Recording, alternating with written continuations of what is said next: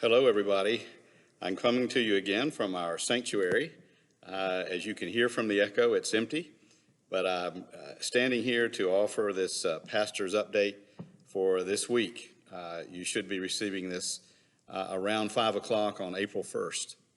I wish that we could make light of our situation on April Fool's Day, but the circumstances we're facing don't really lend themselves to too much of a sense of humor. Now, I will say we want to maintain our balance and our spiritual equilibrium and learn to laugh where it's appropriate, laughing with each other, not at anyone.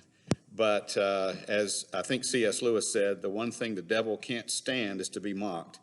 And as this COVID-19 virus spreads as an agent of darkness and bringing so much pain and fear and even death, then it's certainly spiritually appropriate that we would find ways to, in essence, spiritually thumb our nose at this virus, doing all the smart things we can to maintain our health and our care and that the safety and health of others.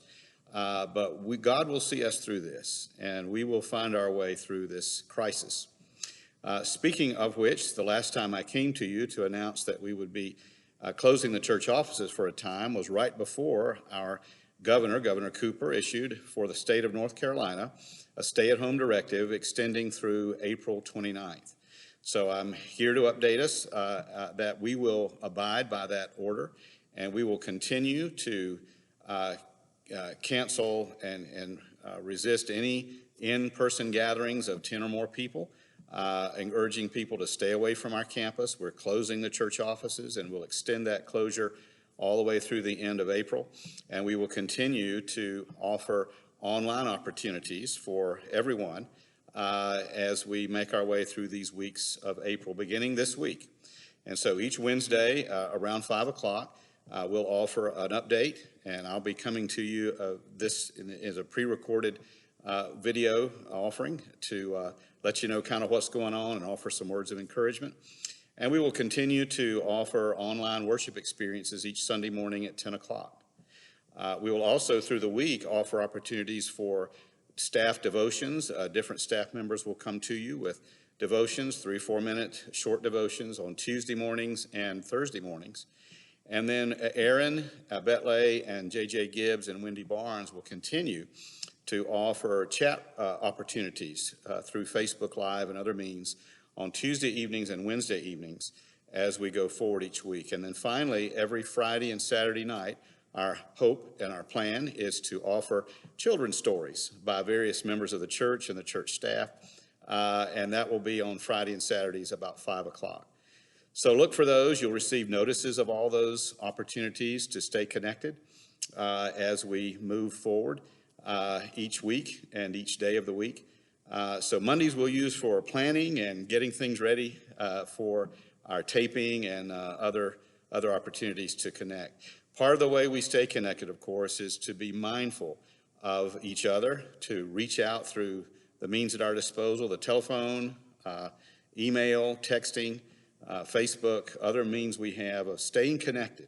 And let's especially remember the older members of our families, our communities, our neighborhoods, our church, and all those who are particularly vulnerable because of health conditions to the spread of the virus. If we maintain the protocols that we're under, stay put, stay connected, stay calm, and stay patient, doing the things we know we need to do to take extra care with washing our hands, avoiding personal contact, maintaining our social distancing, we can defeat the spread and lessen the spread of this virus, and towards that day when we'll be able to gather together again in person. And we do very much look forward to that day. Please, please pray for one another. Pray for our church. Pray for our leaders in our communities, in our nation, in our state. And pray for all those who are affected by this disease. As I offer also an encouragement and stewardship, I do so aware of the fact that this set of circumstances is affecting many, many people. And some of them with deep economic impacts. Folks are losing hours, in some cases losing jobs. And so we want to be mindful of those folk and offer what help and care that we can. But for those of us who are able, we want to continue to encourage everybody to maintain their financial commitments to the church. use the mail, send us through the U.S. mail, send us through your gifts through the web, or rather the app, our church app. It's easy to do, but it's critical at this time that we maintain that connection along with others as we honor God's call to us to continue to be in ministry. We're doing all that we can to cut costs here at the church. We don't have many lights on. We're ramping down the heat and or air conditioning. We're shutting down areas of the building that are not in use. We're telling all of our staff to work from home and work remotely, but we are continuing to work and to do things like this and help with the virtual connections that we can make with one another and through in the community and in our congregation.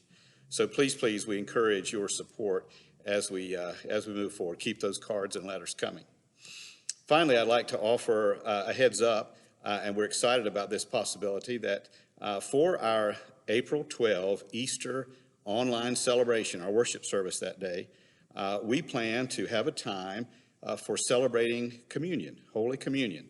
Now, a few of us will be gathered here in this sanctuary and around the table to offer the liturgy for communion, to break bread and lift up the juice.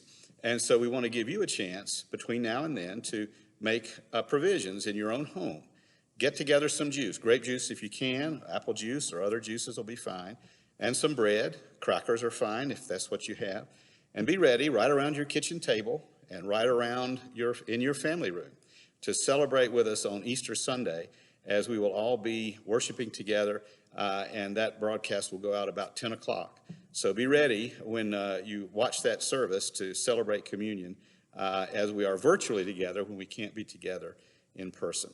And of course, let us continue to please pray for all those affected by the virus, the spread of the virus, those families that have experienced even loss of life of loved ones, and particularly in those hot spots around the world and in our nation, such as New York and Detroit, Seattle, New Orleans, and others, where it is most deadly and where the spread is happening at such a rapid pace.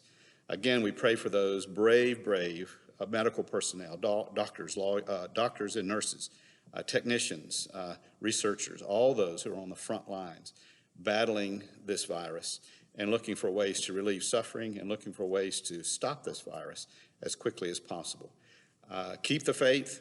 We will continue to pray for you. You pray as we pray for each other. And we will look forward to talking to you again soon. Thank you.